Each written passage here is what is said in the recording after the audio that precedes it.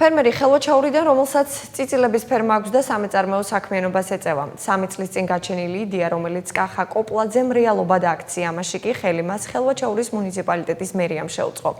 39 წლის კაცმა მცირე ბიზნესში თანასოფლელებიც ჩართო.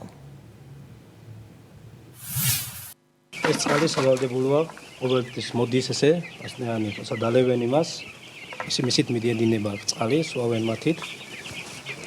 მულით სიტყვა პასტიანი ჭირდება ყოველთვის, არ უნდა ჩაფრეს ღუმელი. წელიწადზე მეტია ახალგაზრდა ფერმერი წიწილებს ამ ნაგებობაში ზრდის.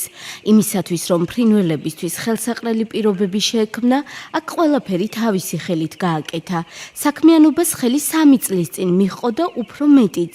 მაჭახელაში მცხოვრებლებიც დაასაქმა. კახა კოპლაძე მიიჩნევს, რომ თუ საქმისთვის ძალღონეს არ დაიშურებ, აუცილებლად გამოგივა. სოფელი მისი ოცნების განხორციელებისთვის საუკეთესო ადგილად მიიჩნია და არც შემცდარა. 3 წელიწადია მუშაობთ, ვждით და მოქმედებს რა ფირმა. თავიდან 500 წელი მოვიყვანეთ და დაბედურად დავიწყეთ რა, გაყიდვა ბაზარზე შესვლა. რაც მოვითხოვა ბაზარმა, იმან ვამატებთ ნენელა.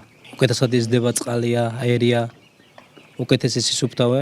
თავისთავად გემრიელია კათამიც. ფერმაში წიწილები დედაქალაქიდან ჩამოჰყავს. გზა ხელვაჩაურის მუნიციპალიტეტის მერიამ მოუწყო. ასე ტრანსპორტირება ბევრად უადვილდება.